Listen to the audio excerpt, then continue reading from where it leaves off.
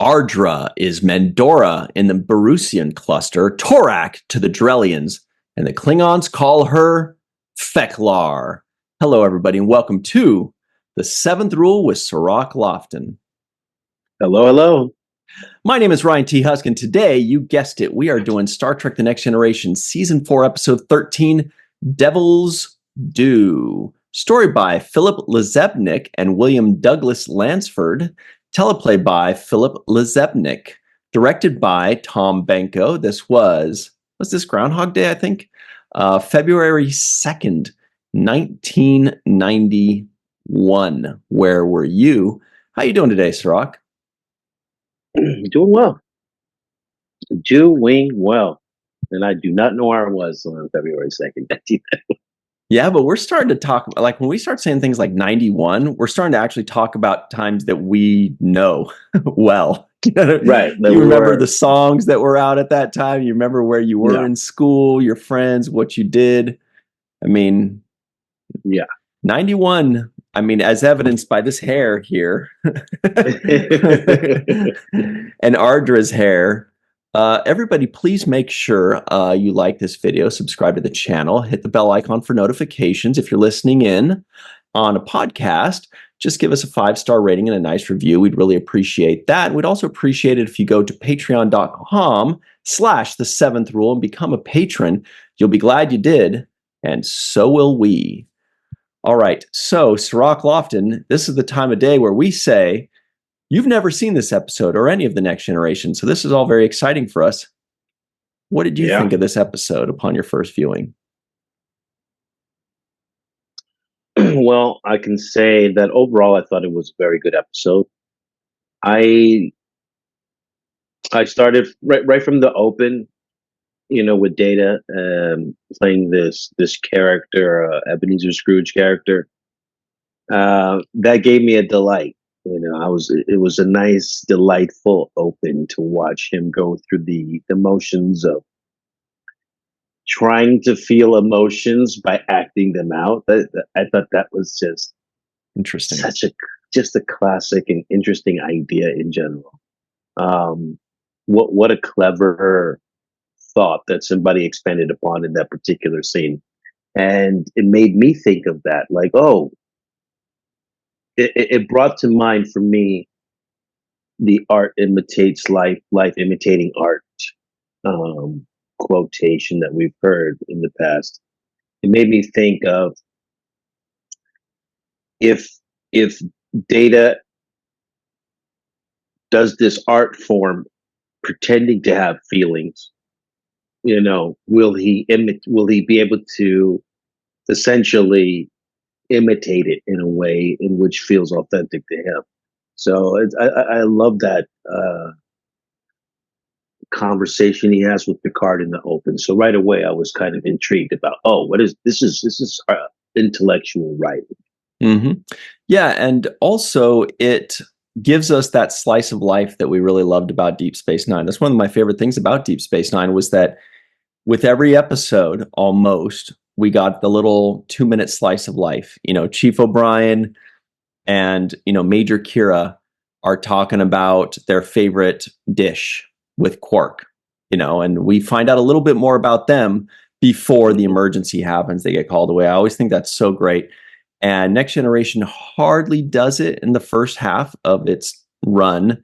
It did it a couple times where it wasn't really relevant and it was kind of weird, like Picard playing with this globe or something like that. But this time it did kind of fit in because it's showing that Data has no emotions, which is perfect because later on we're supposed to be convinced that he's a great arbiter because he shows no bias. But I did think it was nice that he warned Picard and said, I can't promise I'll rule in your favor, which shows his honesty and integrity. But also, even before that opens up and you hear the music, and the music is ominous. It's anticipatory. It's kind of like you can immediately tell that they're going to go into something kind of darkish just from the music. It builds up the tension. So right away, you know what's going on. They do that really well. When they do that, it works. Yeah. Also gives me a little bit of the captain keeping tabs on his crew. When Captain Picard walks in and he's like, "Oh, okay, that was much better, and you're doing well," and kind of like it's a reassuredness of like I'm vested interest in you and seeing your development. I want to see you succeed, and so I'm encouraging and I'm applauding, and I think those are ways in which that the writers, like I've pointed out in the past, have layered the background of their captain to elevate him as far as character wise, showing that he has these kinds of compassion, empathy, those things. And in this particular case, I guess reason and logic, and using those as his guiding forces in his decision making. I think is a way to expand on the captain to make him look full, to make him look righteous, to make him look well balanced and informed and non-emotional. All of those things I thought are expressed in this particular episode. Yeah, I feel like this is kind of a very quintessential Next Generation episode, not because it's like the best, but because it just feels very Next Generation. They run into a race that has a problem. It's a mystery. They need to solve it. Picard has to be the diplomat. Picard is definitely the diplomat more so than the fighter or whatever else. He's the diplomat. And this is one of the first episodes I remember seeing back in the day in syndication. And it really is etched in my brain. I probably saw it twice, but it's the one where, like, when I saw the title Devil's Due, I knew immediately which one it was. And it definitely left an impression on me way back then because of the theme that it displays, which is a theme we've seen before in science fiction, of and basically, could be in reality, which is if you're visited from, future people or more civilized people or more technological people, you think it's magic. You think it's witchcraft. You think it's a god. You create a mythology around it. Like all kinds of things like that. Obviously, if these people from 1,000 years ago are visited by an alien with magic powers or visited now with magic powers to them, they think it's a god. They think it's a devil. They think it's a demon. They think it's a magician, whatever it is. They build an entire mythology around it. But all it is just superior technology.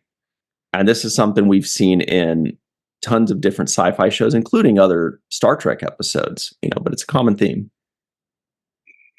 Yeah, it is a common theme, and it's well done in this particular case. Mm-hmm. I always talk about Twilight Zone. They take these same kind of themes and apply them to a situation, whatever that situation is going to be, and let you kind of go through the motions of feeling some type of way about it emotionally as you watch the thing unfold.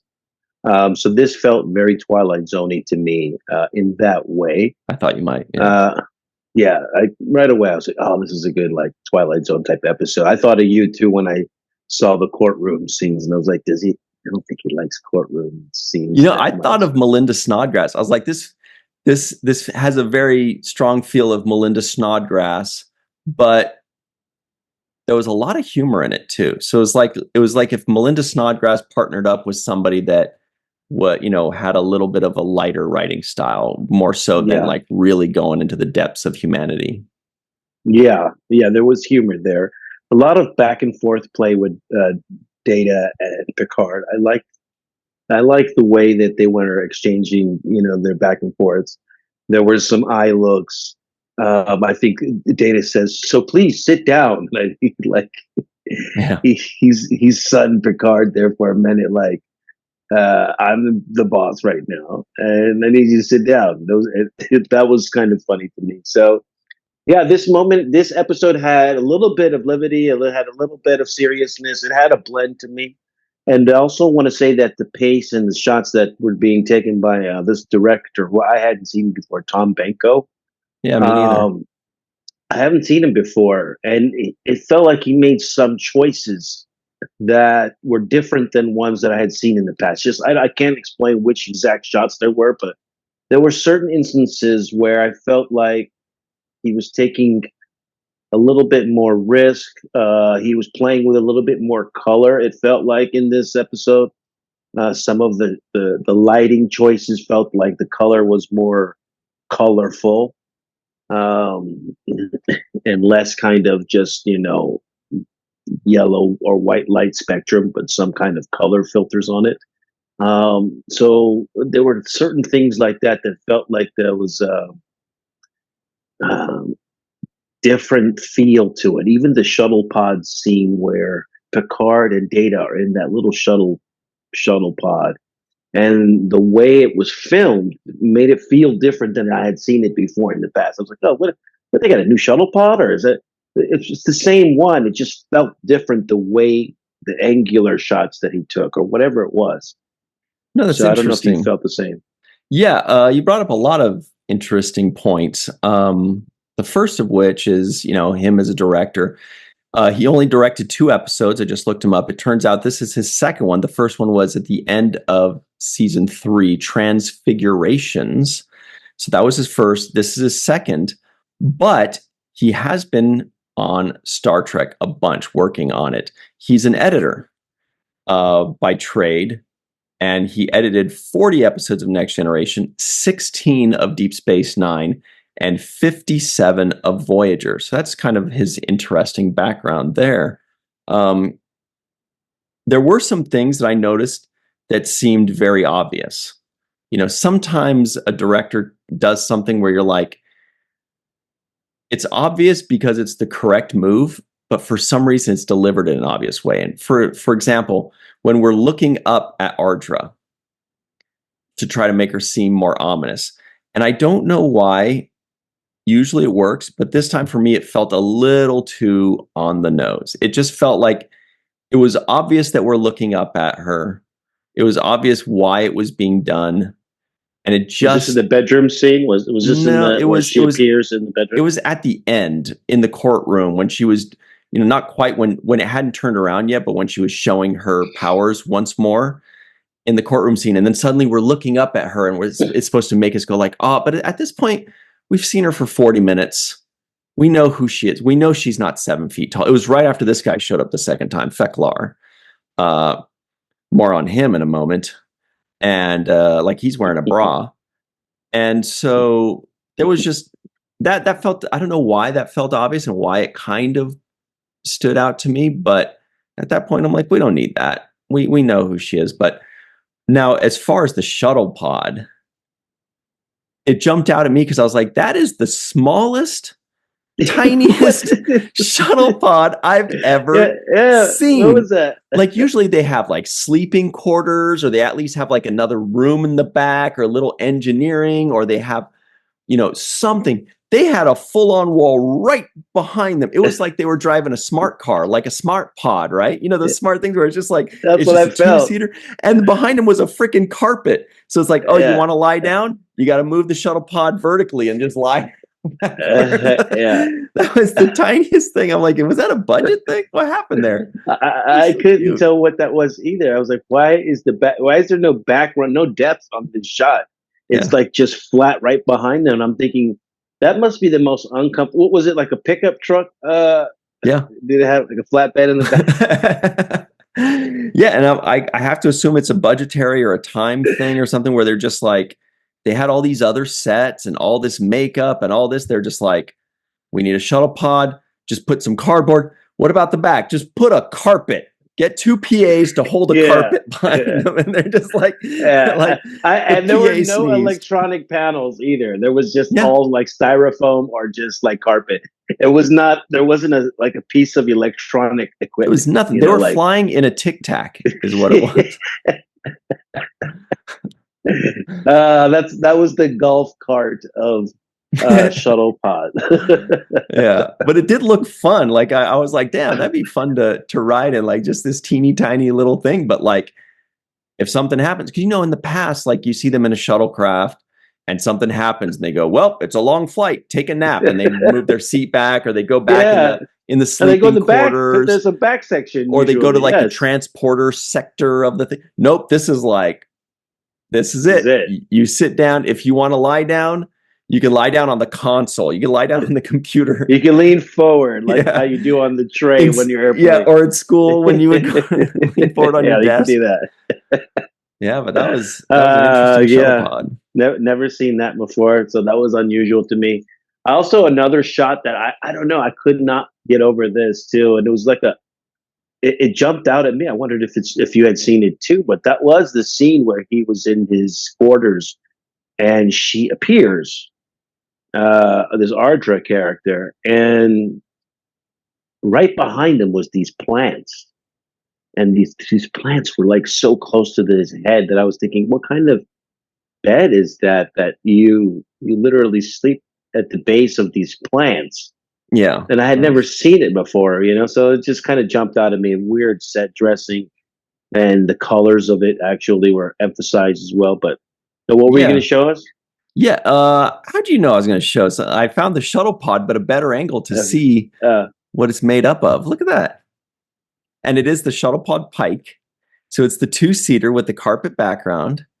But okay. look, there's all this space back here. How do they access that space? Maybe it's supposed to like transport some stuff, but there's no like door that leads to the front or from the front to the back. Like, how do they access? That's weird. So it is like a Yeah. pickup because it's Yeah. kind of Yeah. like you can't go back there or access that stuff back there, but it does have a little cargo payload, thing here. But anyway, Yeah. That's so crazy. I didn't realize it was that small. Like literally, the back of the chair is right up against that wall. yeah. And then you could even get it as a toy with Data.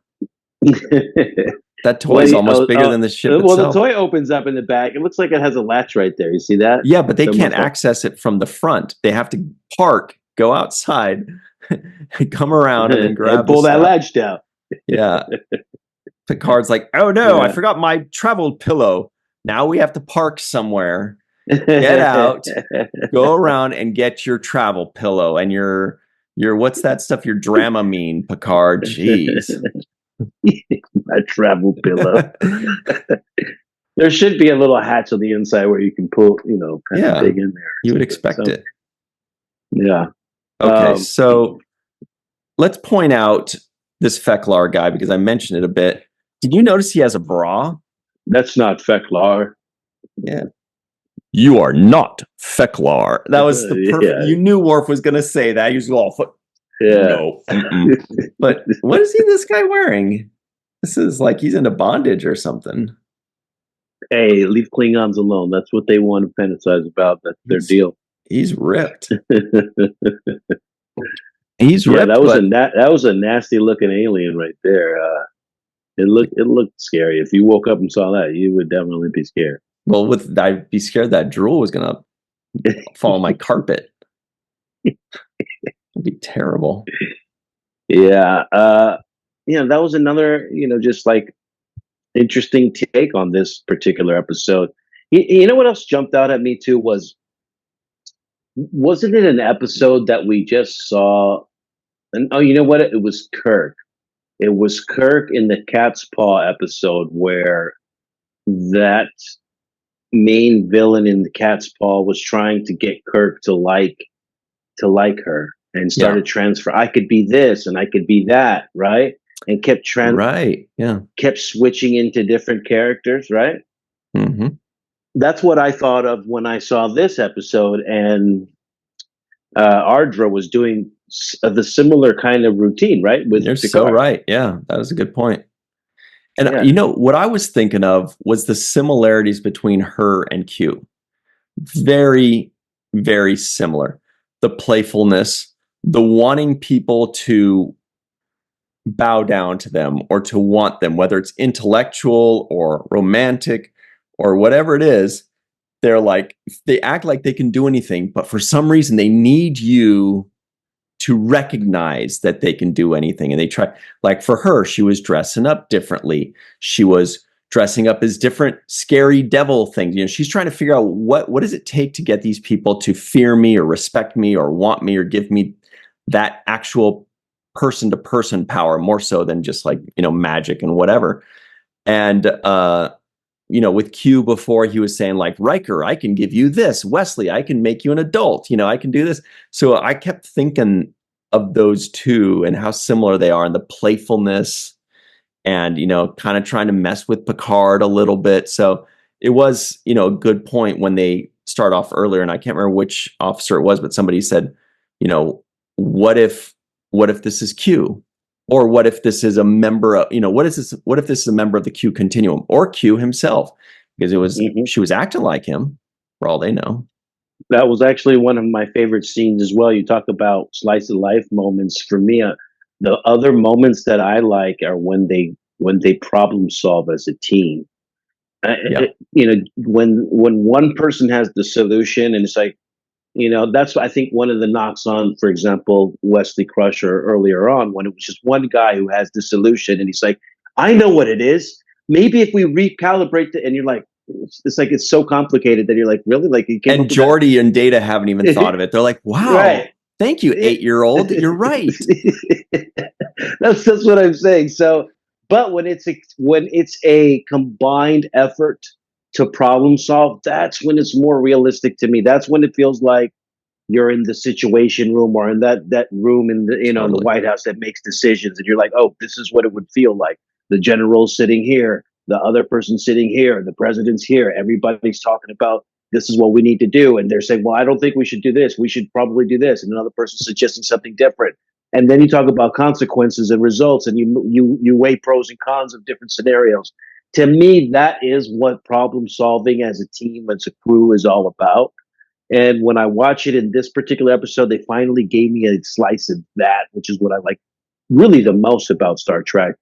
That time they're in the room, and he's like, "O'Brien could beam me out. You know, he could lock onto our coordinates and beam me out if there's any issues, and this and that." They had all these contingency plans set for the away mission, and they were trying to solve the problem together. Like the Q continuum issue came up, right? Like, well, what if he's a Q? What if this is a Q? And then, you know, what if this is Q? And then they started going through that rationale, and then the magician idea came up. You know, Troy sensed, I can't sense anything. This person's not able. I'm not able to read them. You know, them all talking about whatever they could bring to the table. That's problem solving as its best. That's when you have an all work together vibe on that crew, where everybody's working together, feels a part of the solution.